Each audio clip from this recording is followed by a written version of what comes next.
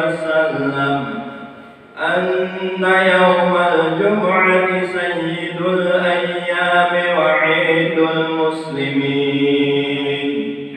وعن السلف الصالح أن الخطبة فيها مكان الركعتين، فإذا صعد الخطيب المنبر وشرع في الخطبة فلا يتكلمن أحدكم، فقد ورد أن رسول الله صلى الله عليه وسلم قال: إذا قلت لصاحبك يوم الجمعة أنصت والإمام يخطب فقد لغوت.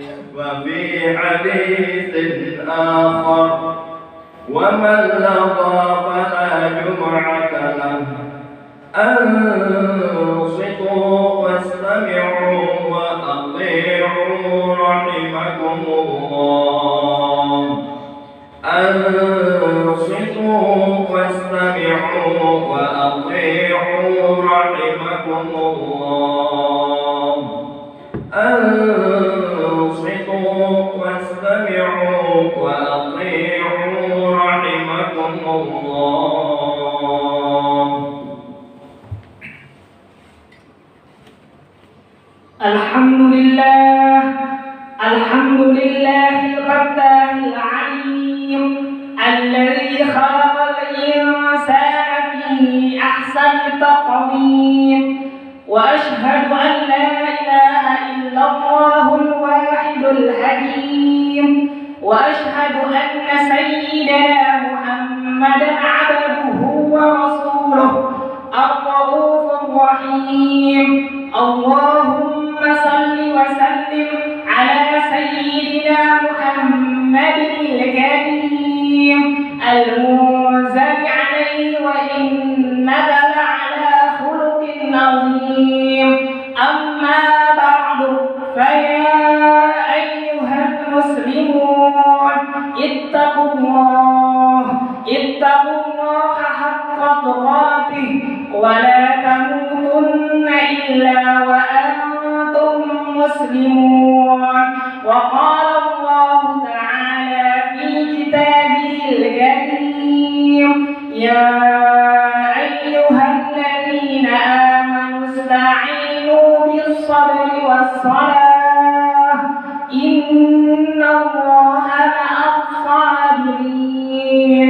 وقال رسول الله صلى الله عليه وسلم: جوف الليل الآخر ودبر الصلوات المكتوبات. Hadirin jamaah salat Jumat yang dimuliakan oleh Allah Subhanahu wa taala. Marilah kita selalu meningkatkan ketakwaan kita kepada Allah Subhanahu wa taala, takwa dalam arti menjalankan apa yang diperintahkannya dan menjauhi segala apa yang dilarang oleh Allah Subhanahu wa taala. Hadirin jamaah salat Jumat yang dimuliakan oleh Allah Subhanahu wa taala, semua hamba Allah yang hidup di muka bumi ini pasti mempunyai ujian dalam kehidupannya. Apapun jabatannya, apapun pekerjaannya, apapun pangkatnya, baik orang itu kaya maupun miskin, baik laki-laki maupun perempuan, pasti mempunyai ujian dalam kehidupannya. Mengapa? Karena Allah Subhanahu wa taala menciptakan ujian untuk menguji keimanan dan ketakwaan hambanya. Allah Subhanahu wa taala berfirman di dalam Al-Qur'an surah Al-Baqarah ayat 155, وَلَنَبْلُوَنَّكُمْ بِشَيْءٍ مِنَ الْخَوْفِ وَالْجُوعِ وَنَقْصٍ مِنَ الْأَمْوَالِ وَالْأَنفُسِ وَالثَّمَرَاتِ وَبَشِّرِ الصَّابِرِينَ. Dan sungguh kalian semua akan kami uji dengan berbagai macam persoalan hidup. Di antara ujiannya adalah sedikit ketakutan, kelaparan, kekurangan harta benda, ujian pada jiwa, dan ujian pada buah-buahan. Dan mereka bergembira kepada orang-orang yang sabar. Di ayat yang lain Allah Subhanahu wa taala juga berfirman di dalam Al-Qur'an surah At-Taghabun ayat yang ke-15. Innama amwalukum wa auladukum fitnah wallahu indahu ajrun azim. Sesungguhnya harta-hartamu dan anak-anakmu akan dijadikan ujian untuk dirimu, dan di sisi Allah lah pahala yang besar. Berdasarkan kedua ayat Al-Quran ini, maka Allah Subhanahu wa Ta'ala akan memuji semua hambanya untuk memuji keimanan dan ketakwaan hambanya. Hadirin jamaah salat Jumat yang dimuliakan oleh Allah Subhanahu wa Ta'ala, ada satu ungkapan yang sangat menarik di ayat Al-Quran di surah Al-Baqarah ayat 155 yang telah dibacakan tadi. Di antara ujian yang disebutkan oleh Allah Subhanahu wa Ta'ala, Allah menyebutkannya dengan ungkapan as-samarat, yang artinya adalah ujian pada buah-buahan. Dalam kitab Tafsir Al-Misbah disebutkan bahwa yang dimaksud ujian pada buah-buahan maksudnya adalah buah dari arti yang sebenarnya. Ini artinya buah-buahan atau tanam-tanaman yang dimiliki oleh manusia juga akan diuji oleh Allah Subhanahu wa Ta'ala dengan tidak menumbuhkan buahnya yang seharusnya buah itu berbuah pada musim yang sudah ditentukan. Hadirin jamaah salat Jumat yang dimuliakan oleh Allah Subhanahu wa Ta'ala, ada 3 cara yang mesti kita lakukan agar kita tidak mengeluh terhadap ujian atau musibah yang didatangkan oleh Allah Subhanahu wa Ta'ala. Yang pertama adalah jawabannya ada pada ayat Al-Quran itu sendiri. Wabasyirus sabirin, dan beri kabar gembira kepada orang-orang yang sabar. Siapa yang dimaksud orang-orang yang sabar di dalam ayat ini? Kemudian Allah Subhanahu wa Ta'ala menyambungkan ayat ini dengan mengatakan alladzina idza asabatuhum musibah qalu inna lillahi wa inna ilaihi raji'un, yaitu orang-orang yang ditimpa musibah, yaitu orang-orang yang ditimpa ujian, mereka berdoa kepada Allah dengan mengatakan inna lillahi wa inna ilaihi raji'un. Sesungguhnya kami adalah milik Allah dan kepada Allah lah kami akan dikembalikan. Bukan hanya mengatakan inna lillahi wa inna ilaihi raji'un saja apabila ditimpa musibah atau ditimpa ujian, tetapi di dalam hati ini juga meyakini bahwasanya diri ini adalah milik Allah dan pasti akan kembali kepada Allah Subhanahu wa Ta'ala. Kalau seorang hamba sudah berdoa kepada Allah, hatinya meyakini bahwasanya diri ini adalah milik Allah dan pasti akan kembali kepada Allah, maka disinilah akan timbul sifat kesabaran pada diri hamba tersebut, dan ia tidak akan pernah menyalahkan Allah dalam setiap permasalahan hidup yang menimpa pada dirinya. Kemudian cara yang kedua adalah apabila kita ditimpa ujian atau ditimpa musibah, maka kita harus yakin kita mampu untuk menyelesaikannya, karena Allah tidak mungkin memberikan ujian kepada hambanya di luar batas kemampuan hambanya. Allah Subhanahu wa Ta'ala berfirman di dalam Al-Quran surah Al-Baqarah ayat yang terakhir, yaitu ayat yang ke-286, la yukallifullahu nafsan illa wus'aha. Tidak mungkin Allah menguji seorang hamba kecuali hamba itu sanggup untuk menghadapinya. Kemudian cara yang ketiga adalah jangan lupa selalu berdoa kepada Allah di setiap akhir sholat kita, terutama di akhir sholat 5 waktu kita. Allah Subhanahu wa Ta'ala berfirman di dalam Al-Quran surah Al-Baqarah ayat 153, ya ayyuhalladzina amanu ista'inu bis-sabri was-salah innallaha ma'as-sabirin. Wahai orang-orang yang beriman, mintalah pertolongan kepada Allah dengan sabar dan salat, sesungguhnya Allah bersama orang-orang yang sabar.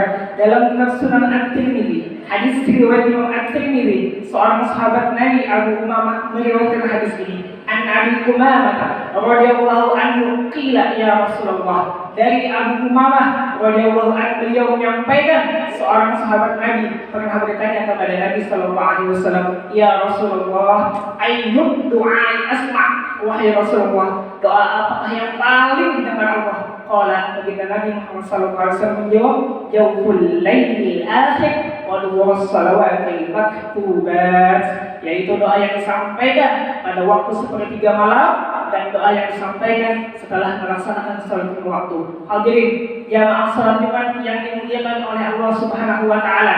Dari mimbar khutbah Jumat hari ini kita dapat menarik kesimpulan bahwa semua ujian, semua musibah yang Allah datangkan kepada manusia adalah untuk menguji keimanan dan ketakwaan hambanya. Akan tetapi sangat baiknya Allah Subhanahu wa taala kepada hambanya, Allah memberikan jalan untuk menyelesaikan permasalahan tersebut. Yang pertama adalah terima dulu masalah itu dengan sabar dan jangan lupa berdoa kepada Allah dengan mengatakan inna lillahi wa inna ilaihi raji'un sambil meyakini dalam hati bahwasanya diri ini adalah milik Allah dan pasti akan kembali kepada Allah. Yang kedua adalah jika kita ditimpa musibah, maka kita harus yakin kita mampu untuk menyelesaikannya karena Allah yakin kita mampu untuk menyelesaikannya. Kemudian cara yang ketiga adalah jangan lupa selalu berdoa kepada Allah di setiap akhir sholat kita, terutama di akhir sholat waktu kita, karena pada waktu itu terdapat doa yang sangat mustajab, yang sangat berpeluang untuk dikabulkan oleh Allah Subhanahu wa taala. Mudah-mudahan Allah Subhanahu wa taala mengampuni dosa kita, mengampuni dosa keluarga kita, dan mengampuni saudara-saudara kita dimanapun mereka berada. Dan mudah-mudahan Allah Subhanahu wa taala selalu memberikan jalan keluar dari setiap permasalahan hidup yang menimpa pada diri kita. Amin ya rabbal alamin. Wa idza quri'al Qur'an fastami'u lahu wa ansitu la'allakum turhamun. A'udzu billahi minasy syaithanir rajim. Bismillahirrahmanirrahim. Ya ayyuhalladzina amanu ista'inu bis-sabri was-salah. Innallaha ma'as sabirin. Barakallahu li wa lakum fil Qur'anil 'azim wa nafa'ani wa iyyakum bima fihi minal ayati wal dzikril hakim. Taqabbalallahu minna wa minkum tilawatahu innahu huwas samiul 'alim. Aqulu qawli hadza fastaghfirullahal 'azim li wa lakum wa lisairil muslimina wal mu'minat wal muslimina wal muslimat fastaghfiruhu innahu huwal ghafurur rahim. Allahumma salli wa sallim wa zid wa an'im wa tafaddal wa barik bi jalalika wa kamalika ala asrafi ubbadik sayyidina wa maulana Muhammadin wa an kulli sahabati ajma'in. Alhamdulillah ala ihsani wa syukru ala taufiqihi wa imtinani wa ashhadu an la ilaha illallah wahdahu la syarika lah wa ashhadu anna sayyidana Muhammadan abduhu wa rasuluh ad-da'i ila ridwanih. Allahumma salli wa sallim ala sayyidina Muhammadin wa ala alihi wa ashabihi wa sallam tasliman katsira. Amma ba'du faya ayyuhal muslimun ittaqullaha haqqa tuqatih wa la tamutunna illa wa antum muslimun wa'lamu anna Allaha amarakum bi amrin bada'a fihi bi nafsihi wa thanna bi malaikatihi qudsihi wa qala ta'ala inna Allaha wa malaikatahu yusalluna 'alan nabi ya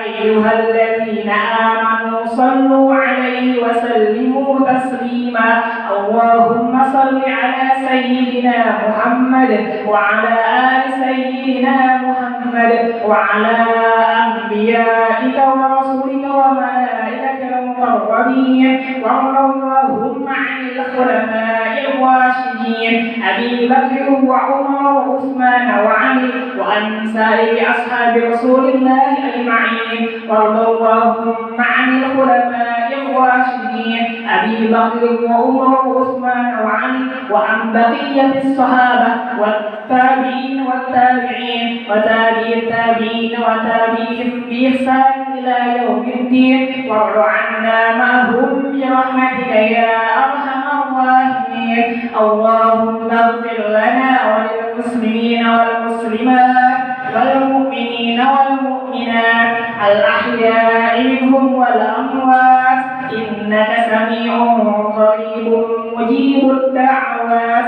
Allahumma a'izzal islam wal muslimin ودمر أعداء الدين وعن كلماتك إلى يوم الدين. اللهم ادفع عنا البلاء والوباء والزلازل والمحن وسوء الفتنة والمحن ما ظهر منها وما بطن عن بلدنا إندونيسيا خاصة وسائر بلدان المسلمين عامة يا رب العالمين. ربنا آتنا في الدنيا حسنة وفي الآخرة حسنة وقنا عذاب النار. عباد الله إن الله يأمر بالعدل والإحسان وإيتاء ذي القربى وينهى عن الفحشاء والمنكر والبغي يعظكم لعلكم تذكرون. اذكروا الله العظيم يذكركم واشكروه على نعمه يزدكم واسألوا من فضله يعطكم ولذكر الله أكبر والله يعلم ما تصنعون.